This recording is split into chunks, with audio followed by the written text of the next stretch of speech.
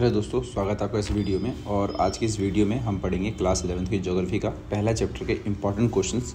और ये वही क्वेश्चंस हैं जो आपके मिड टर्म के एग्जाम में देखने को मिल सकते हैं। तो चलिए इस वीडियो को स्टार्ट करते हैं। पहला क्वेश्चन है, who first use the term geography, यानी कि ज्योग्राफी से जो शब्द आप सुनते हैं इसका इस्तेमाल सबसे पहले जो था वो इरास्टोस्थेनीज ने किया था, जो कि एक ग्रीक स्कॉलर थे जो कि अलेक्जेंड्रिया इजिप्ट में रहते थे।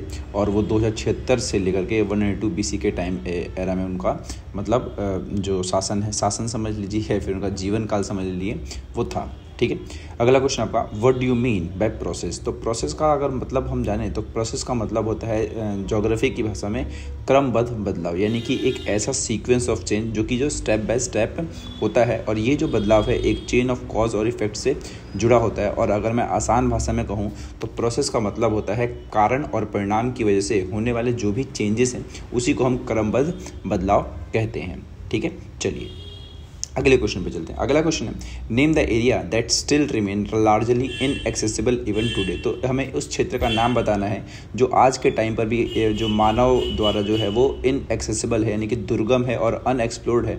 तो वो है आपका अंटार्कटिका, क्योंकि जो अंटार्कटिका वाला आप रीजन देखते हैं वो पूरा का पूरा बर्फ से ढका हुआ है। तो वहाँ पर हम कुछ भी एक तरीके से पता नहीं लगा पाते हैं। हालांकि अभी के टाइम पर थोड़ा ऐसा है कि वैज्ञानिक वगैरह वहाँ पर रह रहे हैं तो वहाँ पर चीज़ें पता चल रही हैं। ठीक है, लेकिन फिर भी बहुत ही ज़्यादा एक तरीके से वो दुर्गम जगह मानी जाती है। अगला क्वेश्चन है, the doctrine believes that the environment control human activities. तो ऐसा कौन सा सिद्धांत है जो कि ये बताता है कि जो एनवायरनमेंट है वो ह्यूमन एक्टिविटीज़ को कंट्रोल करता है। तो ये जो एक आपका सिद्धांत है जिसको हम बोलते हैं डिटर्मिनिज्म, जिसको हम बोलते हैं नियतिवाद। नियतिवाद में ही ये बताया जाता है कि जो प्रकृति है वो बलवान है और ये जो करती है कि जो भी आपका मतलब मानव है उनके पूरे के पूरे जो भी एक्टिविटीज़ है उसको कंट्रोल करती है। तो ये एक सिद्धांत है डिटर्मिनिज्म, जिसको हम बोलते हैं नियतिवाद। ठीक है, तो ये इसका सही आंसर है।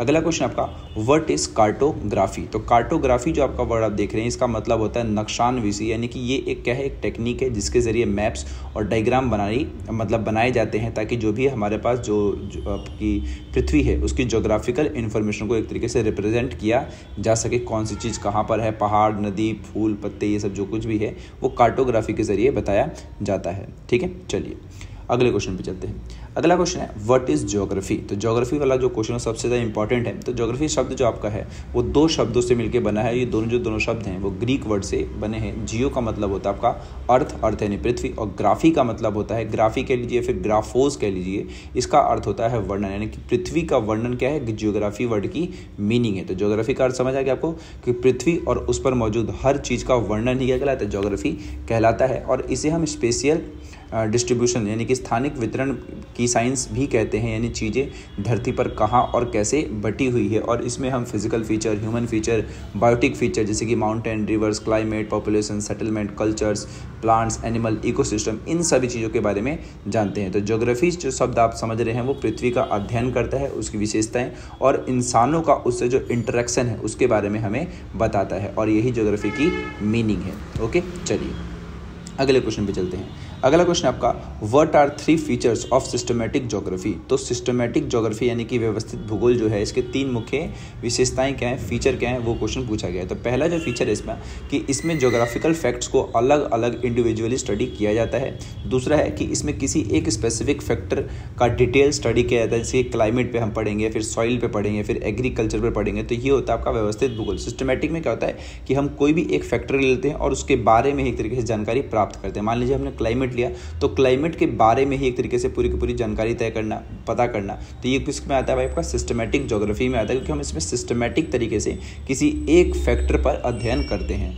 और ये नेचर में एक्सप्लेनेटरी यानी कि व्याख्यात्मक और इंटरप्रिटेटिव यानी कि व्याख्या करने वाला होता है। ठीक है, तो जैसे एग्रीकल्चर का अगर हमें डिटेल स्टडी करना हो तो हम क्या करेंगे, इंडिया के जो भी एग्रीकल्चर रीजन्स है उनको हम मार्क करेंगे और कहाँ पर कैसी जलवायु पाई जाती है, कौन सी मिट्टी पाई जाती है, उसके बारे में हम पढ़ेंगे। ठीक है, तो ये होता है आपका सिस्टमैटिक ज्योग्राफी। ओके, चलिए अगले क्वेश्चन पे चलते हैं।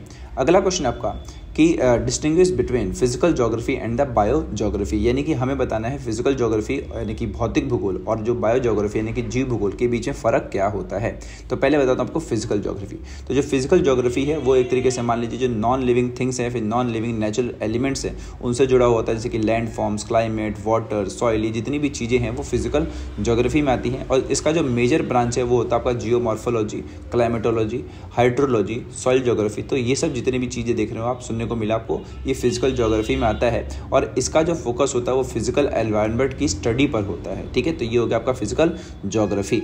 अगला क्वेश्चन आपका अगला नहीं मतलब अगला वाला जो टर्म है वो है आपका बायो ज्योग्राफी। तो बायो ज्योग्राफी जो आपका होता है वो लिविंग एलिमेंट से जुड़ा हुआ है, जैसे कि ऊपर था आपका नॉन लिविंग, ये आपका लिविंग वाला यानी प्लांट्स, एनिमल, ह्यूमन इकोलॉजी। तो ये सब जितनी भी चीज़ें हैं वो बायो ज्योग्राफी में आती हैं और इसकी जो मेजर ब्रांचेस हैं वो है आपकी भाई प्लांट ज्योग्राफी, जू ज्योग्राफी और क्या कहते हैं सो ह्यूमन इकोलॉजी। तो ये सब किस में आता है, बायो ज्योग्राफी में आता है और इसका जो मेन फोकस होता है वो बायोटिक एनवायरनमेंट की स्टडी पर होता है। तो आसान भाषा में अगर मैं कहूँ तो फिजिकल ज्योग्राफी जो आपका है वो नॉन लिविंग चीज़ों के लिए है और जो आपका बायो ज्योग्राफी है वो लिविंग चीज़ों के लिए है। ठीक है, तो यही जो दो हैं इसके भीतर के क्या है मतलब अंतर है किसके, फिजिकल और क्या कहता है आपका बायो ज्योग्राफी का। ठीक है, चलिए अब देखते हैं लास्ट क्वेश्चन जो इस चैप्टर का है और वो क्वेश्चन आपका भाई कि what are the natural and the cultural feature on the surface of the earth, यानी कि अर्थ की सतह पर कौन कौन से एक तरीके से मतलब नेचुरल और जो कल्चरल फीचर्स हैं देखने को मिलते हैं। तो नेचुरल फीचर्स को हम बोलते हैं भाई प्राकृतिक विशेषताएं और कल्चरल को बोलते हैं भाई सांस्कृतिक विशेषताएं। तो इन दोनों के बारे में बताना है। तो नेचुरल फीचर तो वही हैं जो हमने नहीं बनाए, यानी कि continent, mountains, river and ocean, plains, atmosphere, ये सब क्या है, ये सब है आपके नेचुरल फीचर, यानी कि जो भी फिजिकल एलिमेंट्स से पृथ्वी के, उसी को आप कह सकते हैं नेचुरल फीचर जो कि हमने नहीं बनाए है। और कल्चरल की बात करूं, जो चीज़ें हमने बनाई है यानी कि इंसान की जो भी एक्टिविटीज़ से बनी है उसको कल्चरल फीचर कहा जाता है। तो countries, villages, towns, cities, agriculture and industries, means of transport and communication. तो भाई यही होता है हमारा नेचुरल एंड कल्चरल फीचर में डिफरेंस। तो नेचुरल फीचर जो हो गया आपका वो नेचर मेड हो गया और जो कल्चरल फीचर हो गया आपका वो ह्यूमन मेड हो गया। ठीक है, तो यही थे ये सारे के सारे क्वेश्चंस और आशा करता हूँ आपको समझ आ गए होंगे। इस चैप्टर में इतने ही क्वेश्चन थे जो इंपॉर्टेंट थे, क्योंकि ये जो पहला चैप्टर है आपका वो ज़्यादा डीपली ज्योग्राफी के बारे में नहीं है, बस थोड़ा थोड़ा बताया गया है। असली क्वेश्चंस के बाद वाले आएंगे। तो मैं चाहूँगा अगर आपने वीडियो देख ली तो चैनल के साथ आप जुड़ जाइए और अगली वीडियो अब आती ही रहेंगी ज्योग्राफी की 11th के इंपॉर्टेंट क्वेश्चंस की। तो चलिए मैं मिलता हूँ आपसे अगली वीडियो में, तब तक के लिए good bye, see you, Tata.